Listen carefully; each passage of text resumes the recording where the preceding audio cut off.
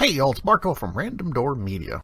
Behind this door, we're going to take a look at a game that is no longer available and see what its potential could have been.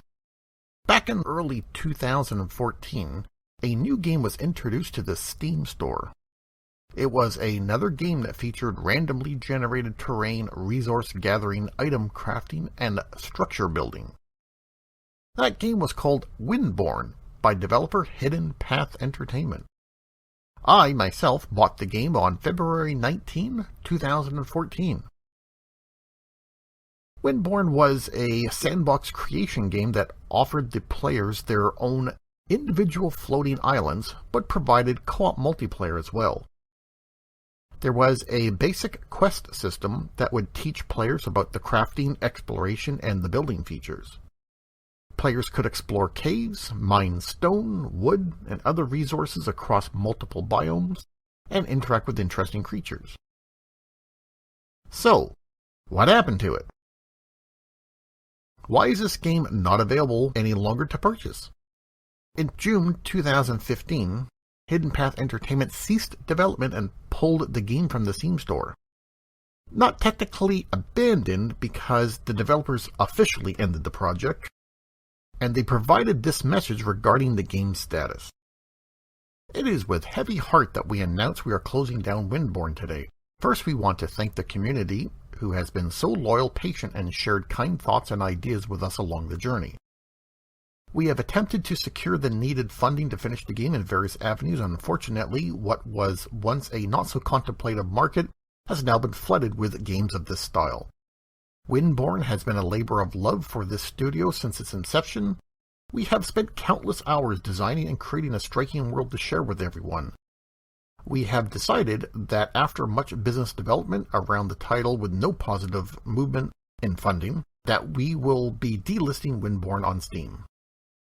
The community has played the game in its current form for over 100,000 hours. The game will still exist in your library to continue to enjoy, explore, and create if you own it. We care very much about our players and the trust they put in us, and we want to provide them with as much value as possible. Because of that, we're going to do the following things. Every owner of Windborne will receive 5 copies of Windborne in their Steam inventory that they can gift to other players. The game will no longer be available to purchase, but it will continue to work online. Owners can gift the copies to their friends so that they can enjoy the game with others in multiplayer. Every owner of Windborne Order of the Dragon will additionally receive 3 copies of both Defense Grid 2 Steam Special Edition and 3 bundles of Defense Grid Containment Bundle. Those copies are giftable or usable as they choose. Everyone here at Hidden Path Entertainment thanks you, the community, for continuing to stand by us and for the love you have shown for Windborne. You are a driving force in our continuing desire to make fun.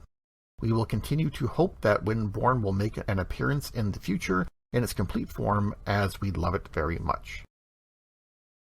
And it's a shame too, as the game had a lot of content already, as well as some interesting features, as I've gone over in my 6-part series.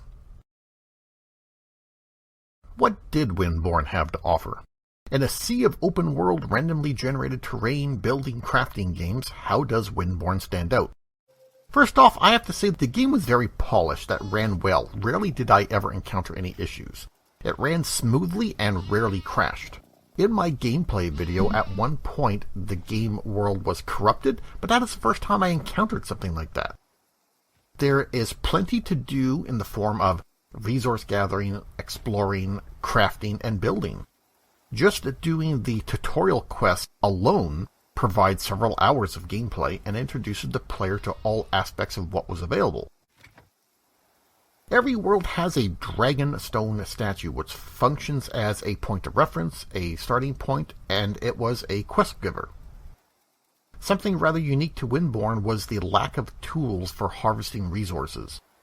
While most games like this have the player crafting a variety of tools, including shovels, axes, pickaxes, and so on, in Windborne used something akin to magic. Your character just motioned their hand at a resource and then slowly pulled the item with some invisible power.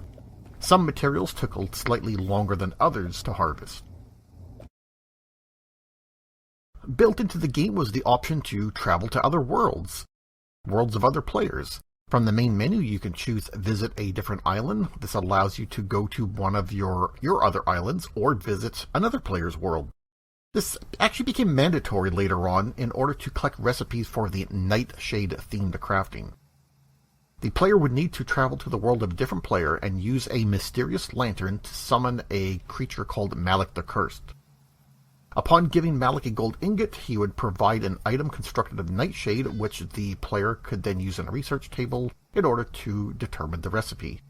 Each player's world had one specific nightshade item, making it mandatory to visit the worlds of many other players to increase the library of nightshade recipes.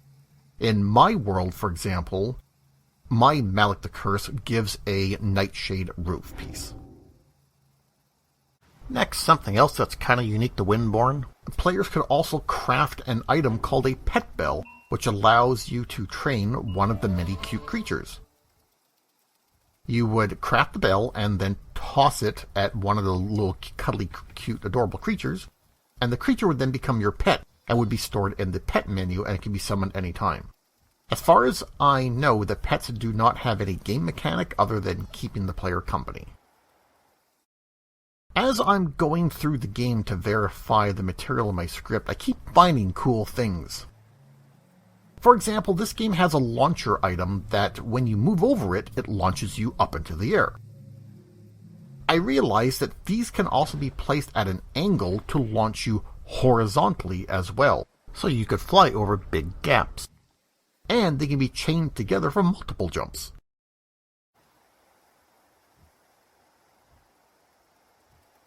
Now let's take a look at the actual world that was generated in the game. Windborne offered a few different biomes: the rolling plains, the hot desert, and the serene forest. Underneath all of that were also randomly generated caves. Each biome had different materials together, different vegetation, and had a different creature. The little sheep-like animals were called woolies and were found in the plains. Pinchers, little scorpions, were found in the desert, and the jinn could be found in the forest. Bat-like animals called flits could be found in the caves in any biome. If a player bought the special edition of the game, they started the game with a dragonling pet. I believe that purchasing this Order of the Dragon Special Edition was the only way to get that dragonling pet too. Something else that made the game unique were the different themed items. The craftable items and blocks had different themes based on the different biomes. The highborn items were based on the plains and were made from marble and wood. Desert was based on the desert and was crafted from sandstone and ceramic. Runestone was based on the forest and was crafted by granite and wood combined with other items like quartz and glow dust. They tended to look like stone with these low glowing bits. There was a small set called stone, which was made from stone and wood, and the occasional item from iron. This didn't require any special means to obtain the recipes. I think the players just started off with all these stone pieces. That way you could always make some default items. Then, Nightshade could be considered the endgame theme. These were obtained by visiting the worlds of other players and getting a Nightshade item that was unique to that player's world. Then you put the item in a research table to gain the recipe. As the world was randomly generated, there was plenty of interesting landscapes to explore. You could have a landscape against another one that had a really high cliff wall, and under the ground there were randomly generated caves galore, plenty to satisfy the splunker in anyone. Exploration would occasionally yield unexpected benefits, because scattered throughout the world, usually found in caves, were randomly distributed relic chests. These would provide a few common materials as well as a few randomly determined recipe scrolls. The chest could then be harvested and placed wherever the player wanted, and it worked just like any other chest. So how are the water physics in Windborne? Well, there isn't any, because there is no water in the game.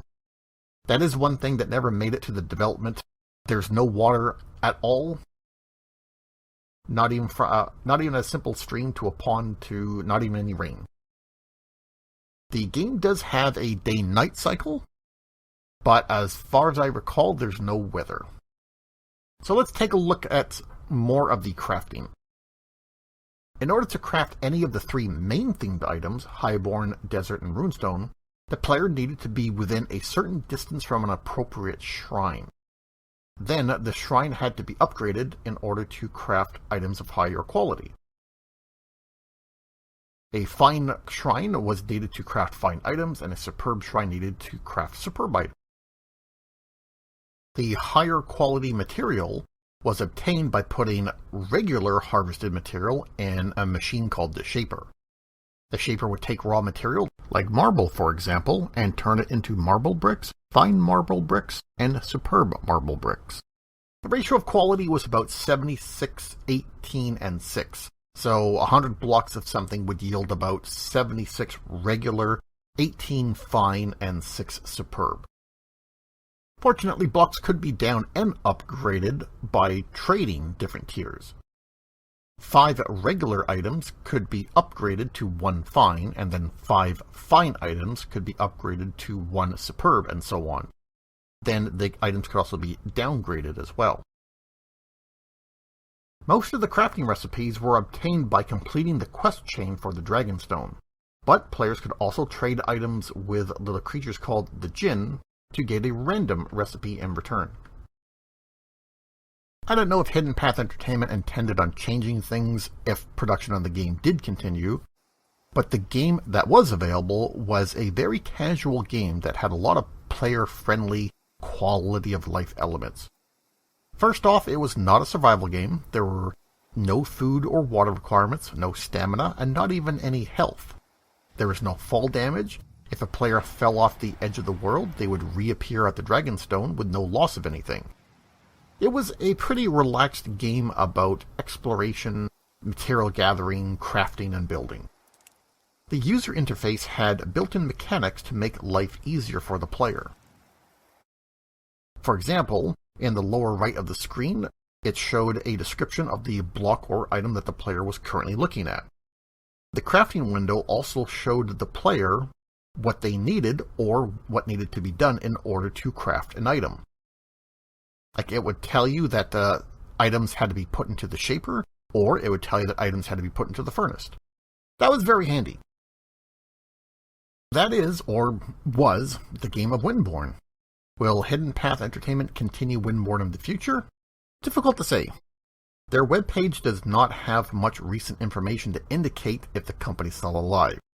According to a Wikipedia article, Hidden Path Entertainment's most recent game was Raccoon Lagoon in 2019. So, who knows? I hope you enjoyed this look at Windborne, the game that almost was. If you want to see more content like this, subscribe to the channel, click on the like button, and I will work on more. Take care, everyone.